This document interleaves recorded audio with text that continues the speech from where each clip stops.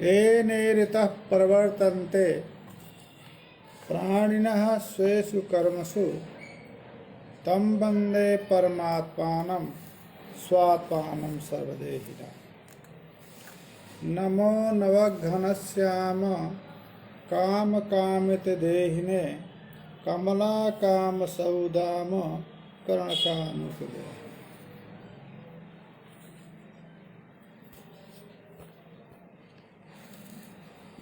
वेदांत के श्रोतागण, सुधीजन एवं संस्कृत शौर्यम से संबद्ध सभी अध्येतागण, इसके संचालक संस्कृत शौर्यम के संचालक राजकुमार जी, पंचदशी का तत्व विवेक प्रकरण चल रहा था। उसी में सविकल्पक निर्विकल्पक समाधि के स्वरूप के वर्णन क्रम में निर्विकल्पक समाधि में भी वृत्तियों की अनुवृत्ति होती रहती है, ये इनका सिद्धांत है। कुछ आचार्यों का मत है कि निर्विकल्पक समाधि में कोई भी वृत्ति नहीं रहती है, आत्मात्र अवशेष रहता है। परंतु इनका कथन है कि यदि कोई वृत्ति नहीं होगी तो निर्विकल्पक समाधि में सुख का अनुभव नहीं होगा, और यदि सुख का अनुभव नहीं होगा तो उत्तर काल में निर्विकल्पक समाधिकालीन सुख की स्मृति नहीं होगी। अतः निर्विकल्पक समाधि में भी वृत्तियां स्वीकार करना चाहिए। वृत्तियों का निमित्त होता है, वृत्ति निर्निमित्तक होती नहीं है। जो इंद्रियादि प्रमाण वृत्ति के जनक होते हैं, सन्निकृष्ट पदार्थ विषयक जो वृत्ति होती है उसमें इंद्रिय सन्निकर्ष अपेक्षित होता है, एवं परोक्ष पदार्थ विषयक जो वृत्ति होती है उसमें अनुमान शब्दादि प्रमाण कारण होता है। निर्विकल्पक समाधि अवस्था में वृत्ति का कोई जब कारण नहीं है तो कैसे वृत्ति होती, यह प्रश्न है। उसका उन्होंने उत्तर दिया कि वृत्तियों की अनुवृत्ति निर्विकल्पक समाधि में वृत्ति नाम अनुवृत्तिस्तु प्रयत्नात् प्रथमादपि आदृष्ट असहकृताभ्यास संस्कार सचिवात भवेत्। कहा निर्विकल्पक समाधि में वृत्ति का हेतु, वृत्तियों की जो अनुवृत्ति होती है तो प्रथमाद प्रयत्नात्, जो निर्विकल्पक समाधि के पूर्व में व्यापार है, इंद्रियादि का व्यापार है, चित्त का जो व्यापार है, उसी प्रथम व्यापार से ही वृत्तियों की अनुवृत्ति होती रहती है। और यही नहीं, उन वृत्तियों में आदृष्ट असहकृता अभ्यास संस्कार सचिवात, उन वृत्तियों में आदृष्ट और असहकृत जो अभ्यास है, क्योंकि योग सूत्र है कर्मा शुक्ल कृष्णम योगिनस त्रिविधम इतरेषाम, ये पतंजलि सूत्र। तो यहाँ पर ध्येयक गोचर वृत्तियों की जो अनुवृत्ति है, जो प्रवाह है, वो प्रथमात्मा ने समाधि पूर्व कालीन जो आदृष्टा शुक्ल कृष्ण कर्माख्य जो पूर्ण विशेष है, उससे प्रथम प्रयत्न से होती रहती है। और जो असहकृत अभ्यास संस्कार है, पुनः पुनः समाधि अभ्यास से जनित जो भावना के संस्कार है,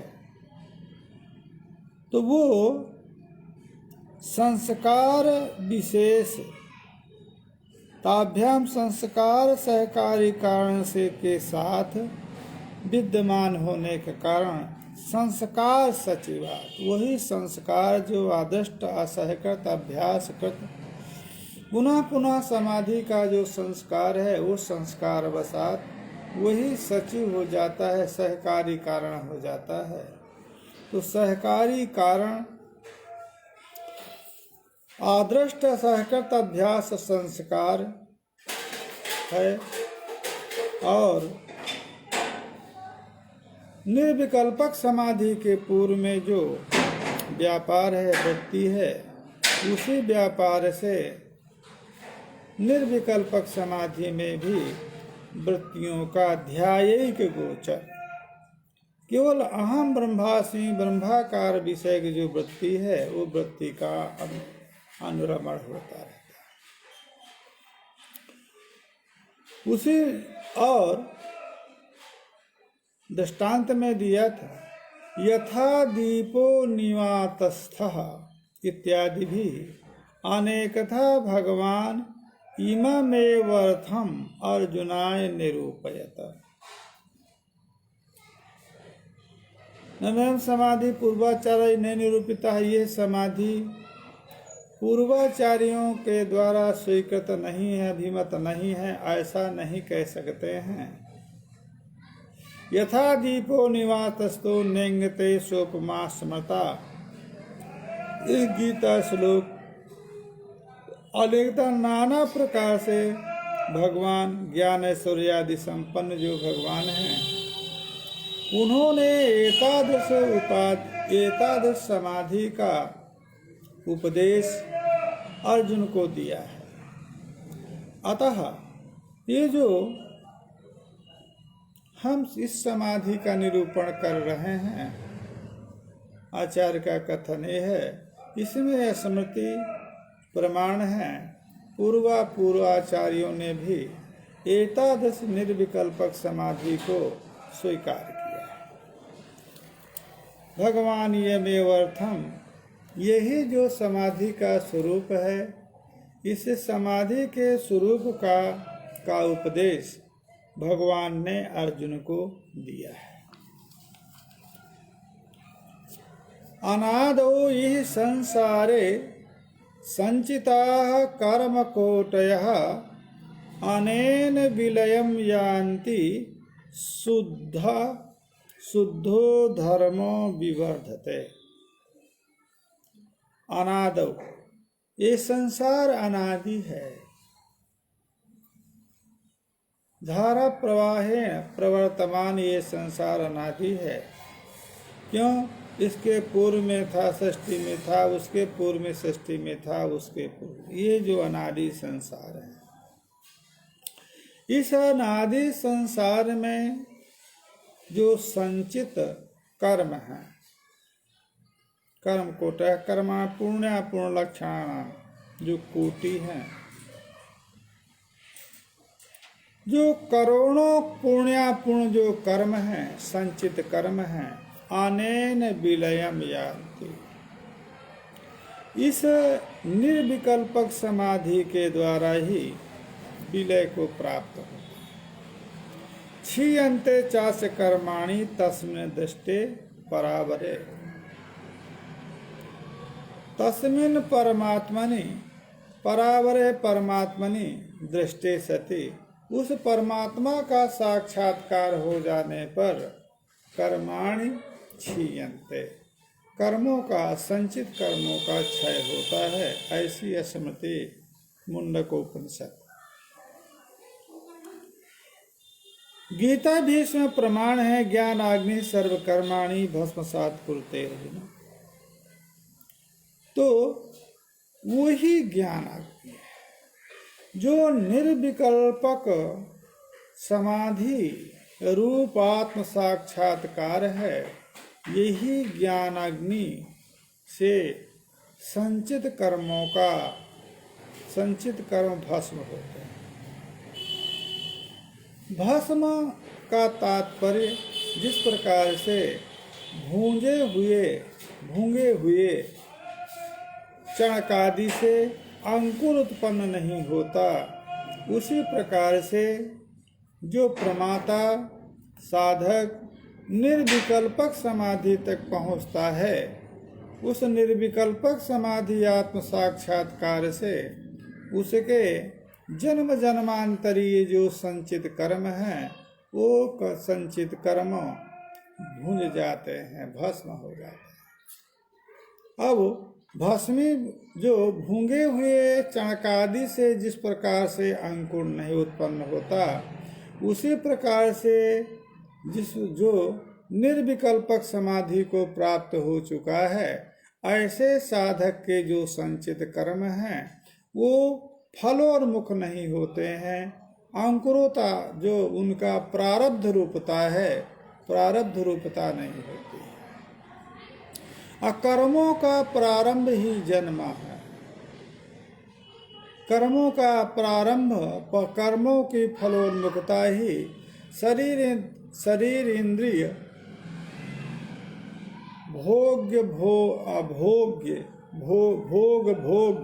अभोग के साधनों की उत्पत्ति संचित कर्मों के द्वारा होती है, जिसको जन्म कहा जाता है। और यदि संचित कर्म ज्ञान अग्नि के द्वारा भस्म हो गए तो उससे फलोन्मुखता रूप प्रारब्ध नहीं होता, न पुनः जन्म होता।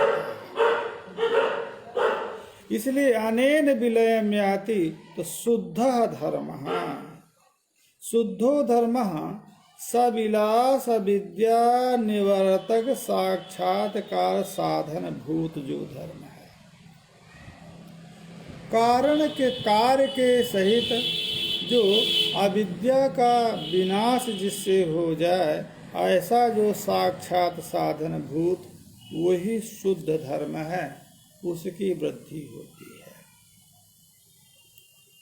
अब ये जो शुद्ध धर्म है, आत्म साक्षात्कार रूप जो धर्म है, धर्म मेघम इवं प्राहु समाधिम योग वित्तमः वर्षत्तेस यतो धर्मा मृतधारा सहस्रशः। ये जो समाधि है, इस समाधि को योग वित्तमः, योगी जन इस समाधि को धर्म मेघ कहा। धर्म मेघ में निर्विकल्पक समाधि धर्म मेघ कहा। क्यों धर्म मेघ कहा है? यतः धर्मामृतधाराः सहस्रताः वर्षते, क्योंकि इस निर्विकल्पक समाधि में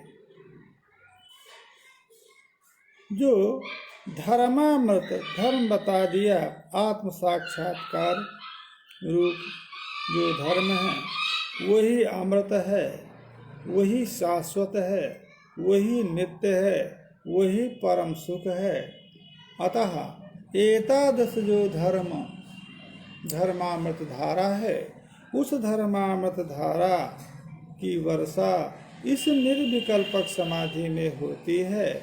इसलिए इस निर्विकल्पक समाधि को योगियों ने धर्म में कहा है। अमुना वासना जाले निःशेषं प्रविलापिते समूलोन्मूलिते पूर्ण पापाख्ये कर्म संचय अनेन समाधिना।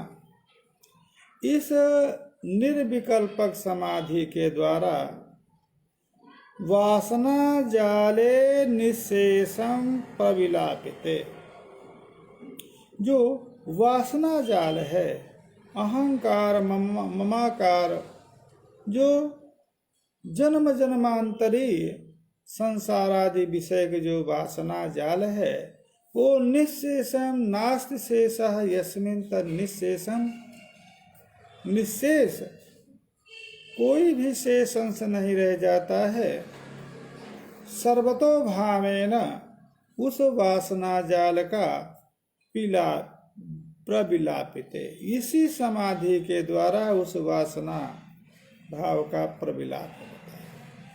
और जब वासना भाव का प्रविलाप हो गया तो कर्म संचय, पूर्ण अपूर्ण रूप जो कर्म संचय है, समूलोन्मूलिते, मूलेन सहितम समूलम इति तत्र मूलम किम अविद्या। अविद्या रूप जो मूल है, उस मूल के सहित जब वासना जाल का लय हो गया और वासना जाल के लीनता के साथ साथ पुण्य और पाप्य नामक जो संचित कर्म हैं, जिन सुकृत या दुष्कृतों का संचय हुआ है, वो सुकृत या दुष्कृत कर्म अपने मूलों के सहित, मूल के सहित, मूल क्या है? मूल है अविद्या। अविद्या जो मूल है, उसके सहित उनका भी नाश हो जाता है, उन्मूलन हो जाता है। वाक्यम अप्रतिबद्धम सत प्राग परोक्षावभासिते करामलवद बोधम अपरोक्षम प्रसूयते। वाक्यम कहा, ये जो तत्त्वमस्यादि वाक्य हैं, तो वाक्यजन्य जो ज्ञान है वो परोक्षात्मक होता है। वेदांत में वाक्यजन्य ज्ञान को भी अपरोक्ष माना है। दशमस्तमसि सोयम देव दत्तः, ये जो प्रतिभिज्ञादि प्रत्यक्ष हैं, यहाँ पर इंद्रिय सन्निकृष्ट रहने पर, विषय के इंद्रिय सन्निकृष्ट रहने पर, प्रत्यक्ष योग्यता रहने पर प्रत्यक्ष ज्ञान का भी होता है और विषय का भी माना जाता है। अतः अप्रतिबद्धम वाक्यम, जिस वाक्य का प्रतिबंधक कोई नहीं, अप्रतिबंधित जो वाक्य है, वो वाक्य प्राग परोक्षावभासिते, वह वाक्य पूर्व में परोक्ष अवभासिते, ये वह वाक्य पूर्व में परोक्ष, पूर्वम परोक्षतया प्रकाशिते तत्व, वो वाक्यम तत्त्वमस्याद्वा प्रसिद्धम, माने सत्कर्म वासनाभ्याम, सत्कर्म और या वासना के प्रतिबंध से रहित जो वाक्य है, तत्त्वमसि ये जो वाक्य है, उससे पूर्व में परोक्ष ज्ञान होगा। क्योंकि इस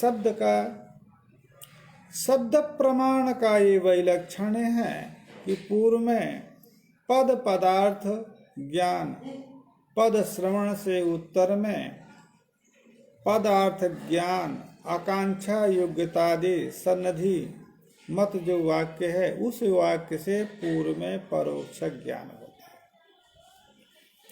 तो पूर्व में परोक्ष ज्ञान हो जाने के बाद,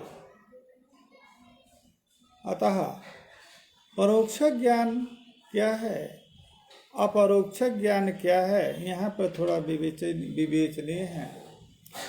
तत्त्वमसि,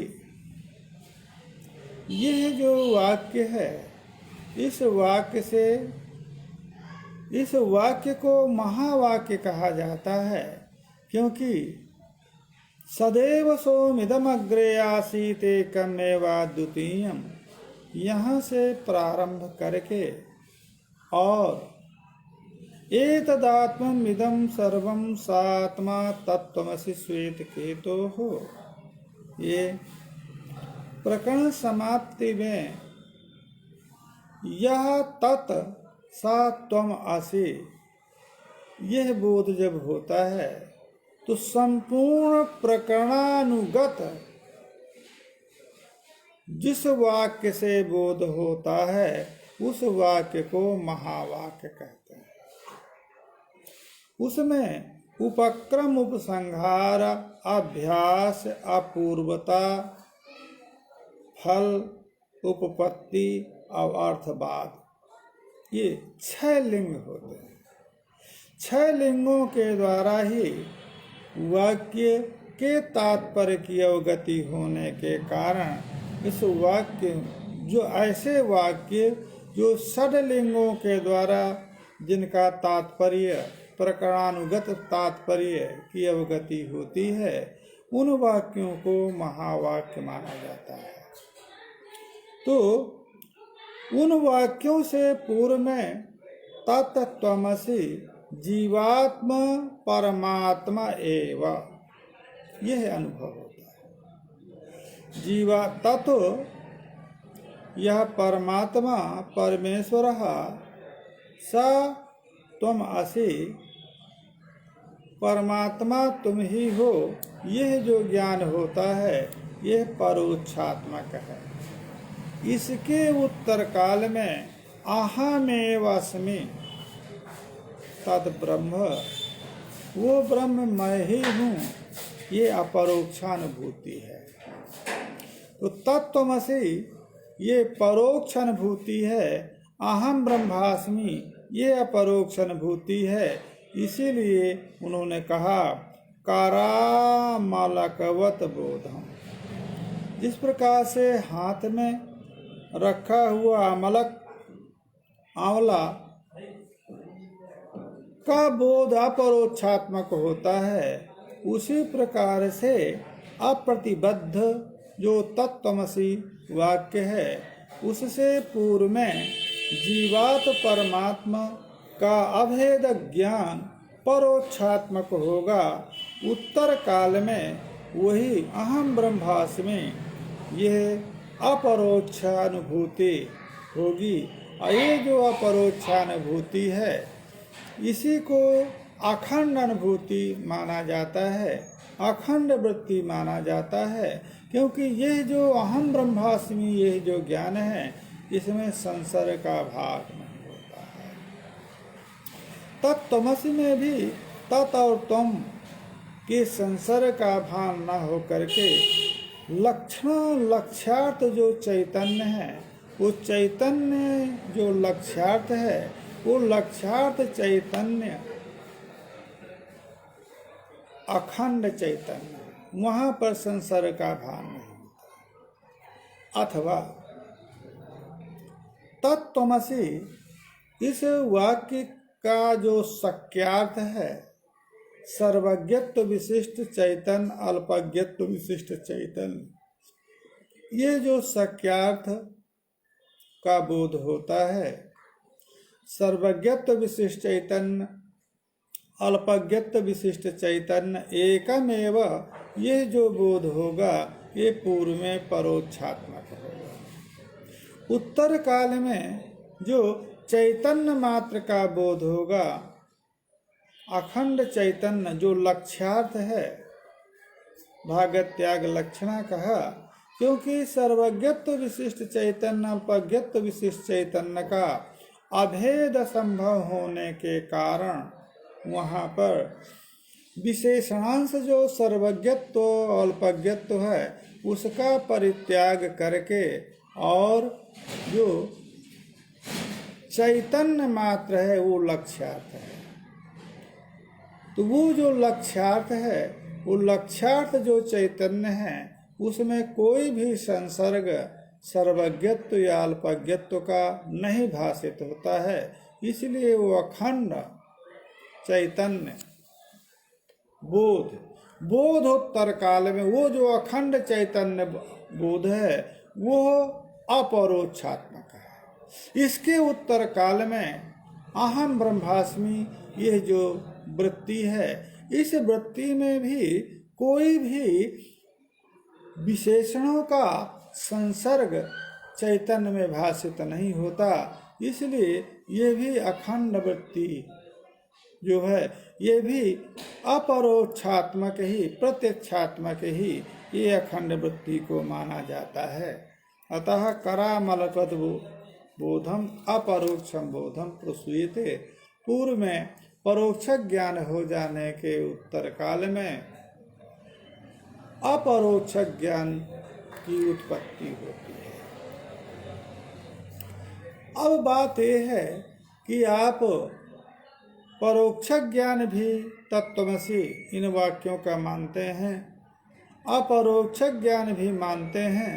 दोनों का फल क्या है तो बता रहे हैं, परोक्षम ब्रह्म विज्ञानम शाब्दम दैशिक पूर्वकम बुद्धि पूर्व कृतम पापम कृष्णं दहति वह्निवत्।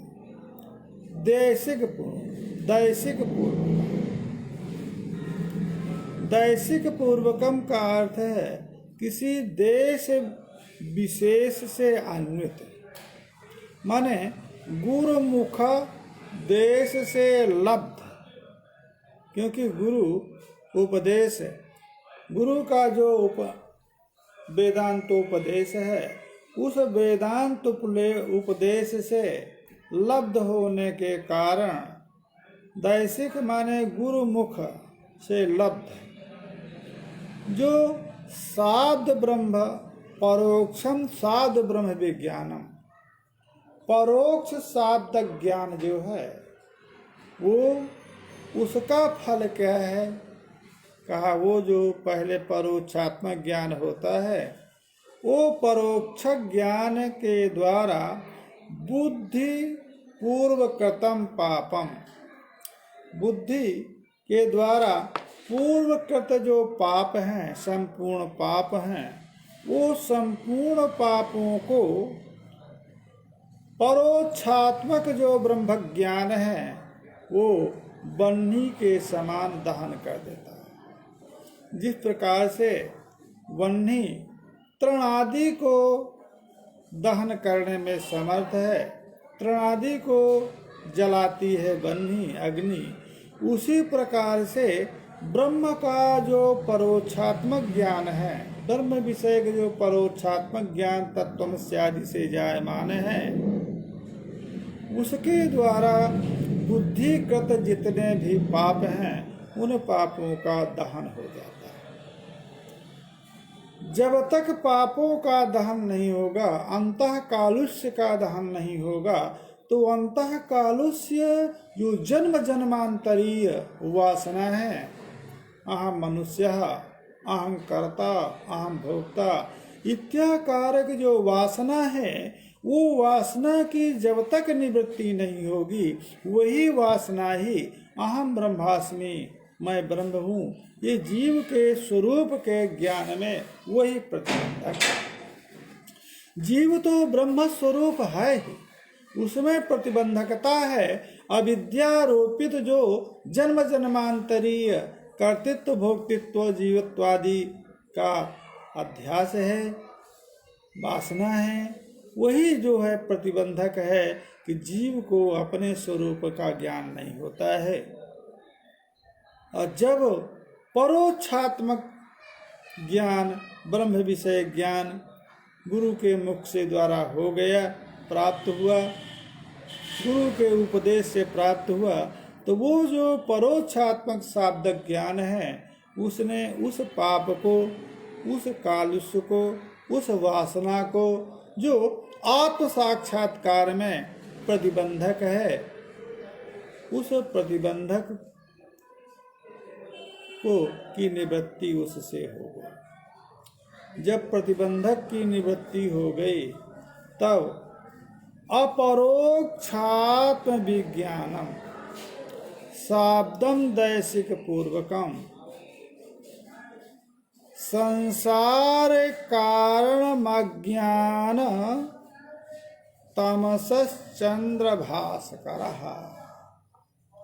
कहा ये परोक्षात्मक ज्ञान का फल हुआ।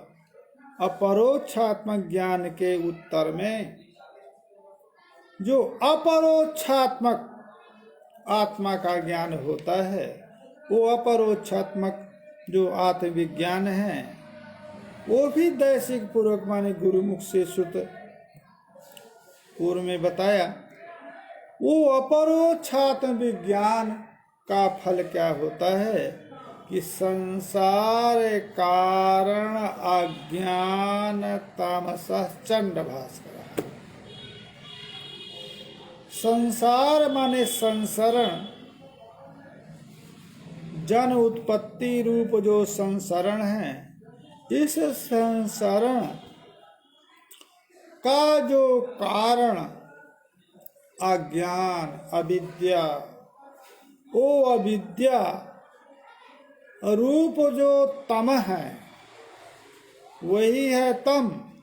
संसार कारणम यदि अज्ञानम तदेव तमः तस्य तमसः चंड भास्कर। कहा जिस प्रकार से घनांधकार को का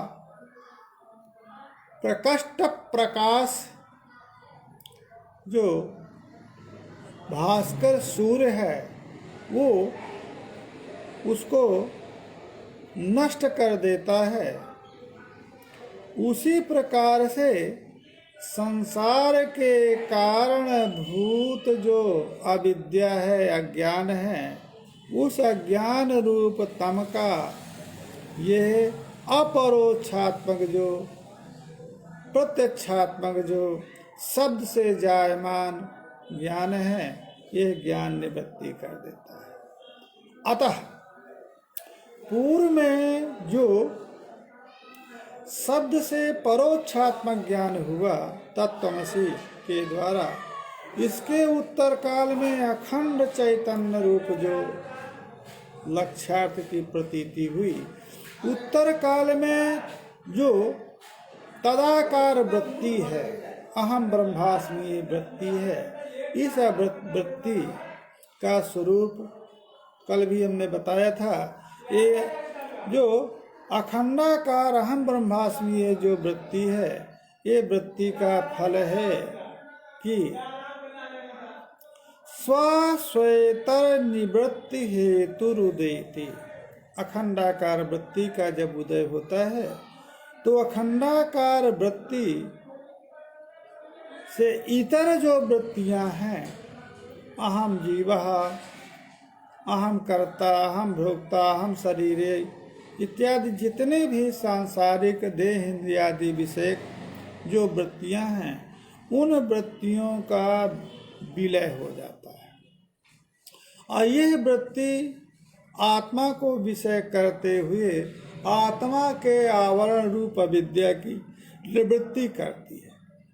निवृत्ति कर देने के बाद स्वयं जब सकल उपादान भूत विद्या की निवृत्ति हो गई, तो उनसे जायमान जो अपंचीकृत महाभूत हैं, जिन अपंचीकृत महाभूतों से इस अंतःकरण की उत्पत्ति हुई है, वो जो उपादान भूत कारणों के नाश से ये अंतःकरण जिसका परिणाम वृत्ति है, वो स्वयं नष्ट हो जाती है। अतः ये जो शाब्द परोक्ष ज्ञान है, अहम ब्रह्मास्मि, यह जो ज्ञान, यह संसार के कारणभूत अविद्या का निवर्तक है। क्योंकि अहम ब्रह्मास्मि यह खंडाकार वृत्ति के द्वारा ही ब्रह्म के आवरण भूत विद्या की निवृत्ति मानी जाती है। इत्थम तत्व विवेकम विधाय विधिवत मनः समाधाय विगलित संसति बंधः प्राप्नोति परम पदम नरो न चिरात्। इस प्रकार के तत्व विवेक को जो हमने इस प्रकरण में प्रतिपादित किया, तत्व विवेक, ये तत्व विवेक का करके विधाय, ऐसा तत्व विवेक, तत्व आत्मा है, आत्मा अतिरिक्त सकल अतत्व हैं, उन अतत्वों से आत्म तत्व का विवेक कैसे करना है, ये पूरा निरूपण इन्होंने किया।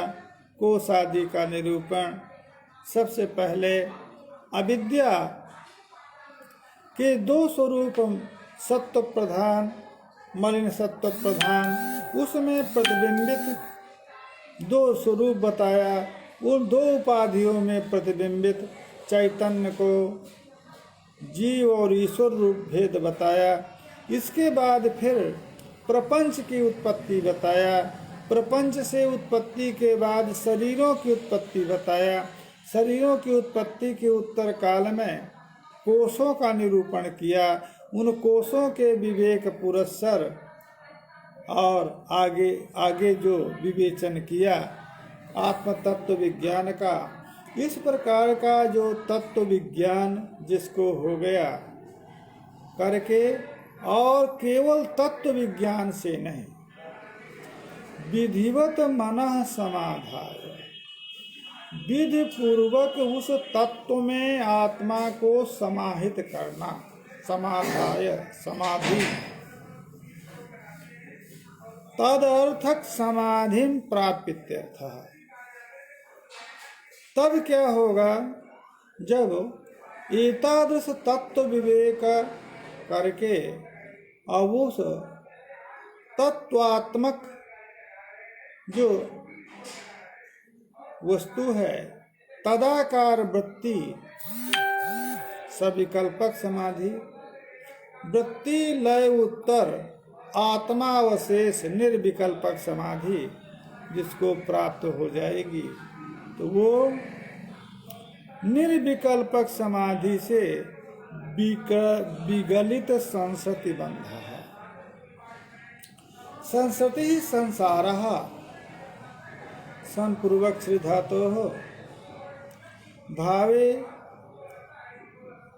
घञ प्रत्यय सति संसारः, भावे अक्तिम प्रत्यय सति संसति। संसति संसार उच पर्यायवाचिनो। अच्छा, संसार विगलित संसति, संसतिरेव बंधः, विगलितः संसति बंधः, यस्य सा विगलित संसति बंधः। संसार बंध का विनाश हो गया है, विगलय हो गया है, ऐसा जो पुरुष है परम पदम प्राप्नोति,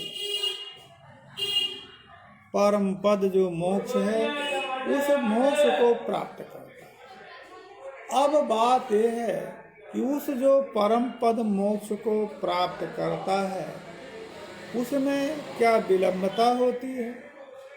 समाधि के उत्तर काल में यह समाधि ही, निर्विकल्पक समाधि ही अविद्या की निवृत्ति है, अविद्या की निवर्तक है। तो अविद्या की निवृत्ति के उत्तर काल में क्या विलंब होता है? कहना है अविद्या निवृत्ति ही मोक्ष है। आत्म साक्षात्कार, अविद्या निवृत्ति और मोक्ष, ये तीन चारों पदार्थ एक है। आत्मा मुक्त स्वभाव है। वो मुक्त स्वभाव आत्मा जीव है, स्वयं मुक्त है, परंतु वो अपने मुक्त स्वरूप का उसको ज्ञान न होने के कारण उसमें जीवत्व व्यवहार, कर्तृत्व व्यक्तित्व व्यवहार होता रहता है। जैसा पूर्व प्रकरण में बताया कि पूर्व में कर्मों के फल को भोगता हुआ कर्म करता है, पुनः बंधता है। ये सब विवेचन इसमें अच्छे प्रकार से इस प्रकरण में किया गया। दूसरी बात, जब उन कर्मों से बंध की निवृत्ति उसकी क्यों नहीं होती? क्योंकि उसको अपने स्वरूप का ज्ञान नहीं है। उसका जो स्वरूप ज्ञान है वो इसका निवर्तक है। तो वो स्वरूप ज्ञान का विधान बताया, कैसे स्वरूप तत्व का विज्ञान होगा। और जब वो तत्व का विज्ञान उसको हो गया तो जितने भी संसार के बंध हैं, संसार संसति बंध, संसति का कारण ही संसति बंध है। संसति का कारण संचित कर्म है। यदि संचित कर्म अवशेष रहेंगे तो उनका फलोन्मुखता रूप जो प्रारब्ध है, जो उत्तर जीवन है, वो अवश्य मिलेगा। और जब संचित कर्मों का भस्म हो जाएंगे तो वो भूंज गए, इसलिए नाश नहीं कहा कर्मों का, अपितु भस्म कहा। तो भस्म भूंजे हुए चणकादि से अंकुर नहीं उत्पन्न होते, उसी प्रकार से ज्ञान अग्नि के द्वारा दग्ध जो संचित कर्म हैं वो फलोन्मुख नहीं होते। जब फलोन्मुख नहीं होंगे तो संसार नहीं होगा। संसति बंध जो है, संसति का बंध कारण वही संचित कर्म है। अब वो निर्विकल्पक समाधि रूप आत्म साक्षात्कार से ज्ञात नष्ट हो जाएंगे। तो परम पदम प्राप्त न चिरात, विलंब नहीं। क्यों? आचार्य ने मोक्ष के स्वरूप का निरूपण करते हुए बताया है, अविद्यास्तमयो मोक्षः। अविद्या का अस्तमय मोक्ष है। तो अविद्या अस्तमय, अविद्या निवृत्ति और मोक्ष एक पदार्थ। दूसरे वार्तिक में कहा, निवृत्तिरात्मा मोहस्य ज्ञातत्वेनुपलक्षितः। मोहस्य निवृत्ति आत्मा मोक्षः सच ज्ञातत्वोपलक्षितः। उपलक्षितः कहा, ज्ञातत्व विशिष्ट नहीं कहा, क्योंकि पूर्व में ज्ञान विषयीभूत होने के कारण निर्विकल्पक समाधि में कोई ज्ञातता धर्म उसमें नहीं है, इसलिए ज्ञातत्वोपलक्षित कहा। तो ज्ञातत्वोपलक्षित आत्मा को मोक्ष कहा, अविद्या निवृत्ति को मोक्ष कहा। अतः आत्मा अविद्या निवृत्ति मोक्ष आत्म साक्षात्कार, आत्म साक्षात्कार और विद्या निवृत्ति। जिस प्रकार से सूर्य का प्रकट प्रकाश और तम की निवृत्ति एक है, वो अलग नहीं। जहाँ पर प्रकाश हुआ, प्रकाश का संधिकर्ष हुआ, वहाँ अंधकार नहीं रहा, वो अंधकार की निवृत्ति। तो अंधकार की निवृत्ति, अंधकार का निवर्तक होने पर भी जो प्रकाश है वो अंधकार निवृत्ति रूप है। दूसरी बात, ये मीमांसा शास्त्र है, तो पूर्व मीमांसा या उत्तर मीमांसा में अभाव को अतिरिक्त पदार्थ नहीं माना। अभाव अधिकरण स्वरूप है। अतः जिस आत्मा में अज्ञान की निवृत्ति होती है वो अज्ञान की निवृत्ति आत्मरूप है। अतः अज्ञान निवृत्ति अविद्या निवृत्ति आत्मरूप है और आत्मा जो है वो मोक्ष रूप है। इसीलिए आचार्य ने यह विवेचन करते हुए बता दिया कि तत्व विवेक ही मोक्ष लक्ष्य है। पंचदशी इस ग्रंथ में 15 प्रकरण है।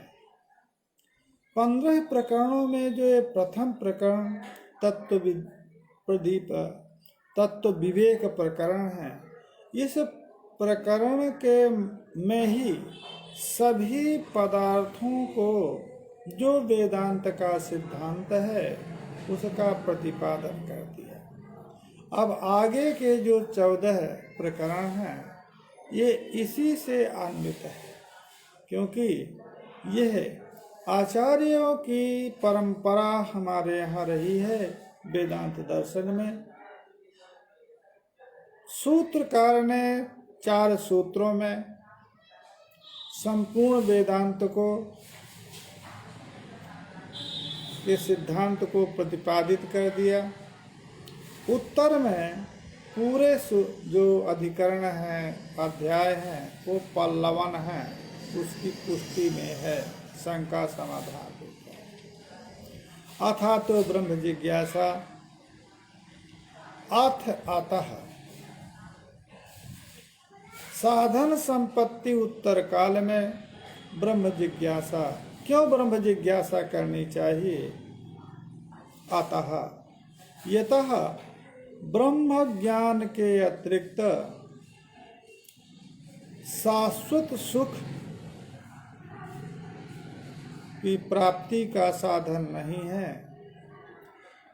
तरति शोकम आत्मविद, अविद्या रूप जो शोक है, दुख है, उसकी निवृत्ति का कारण आत्मज्ञान के नहीं है। यतः आत्मज्ञानातिरिक्त शाश्वत सुख प्राप्ति नास्ति। अतः साधन संपत्ति उत्तर में ब्रह्म विषयक जिज्ञासा करनी चाहिए। इसके उत्तर काल में किम लक्षणम ब्रह्म यस्य जिज्ञासा कर्तव्य, वो ब्रह्म का क्या लक्षण है जिस लक्षण से लक्षित ब्रह्म की जिज्ञासा की जाए। तो जन्माद्यस्यतः यस्माद् ब्रह्मणः अस्य जगतः जन्मादि, जन्म उत्पत्ति स्थिति और विनाश का जो कारणभूत है, यह विचित्र जगत की उत्पत्ति विनाश का जो कारणभूत ब्रह्म है,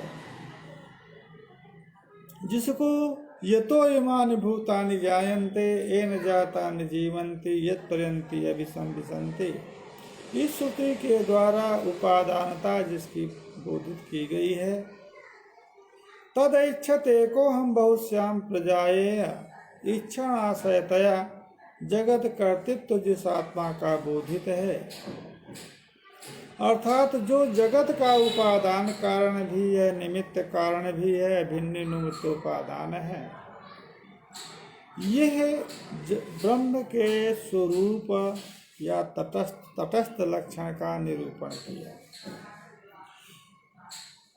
तो एतादृश ब्रह्म का यदि ज्ञान हो जाए तो संसार से निवृत्ति हो सकती है। ये इतने सूत्र का अर्थ है, 2 सूत्रों। उस ब्रह्म में प्रमाण क्या है?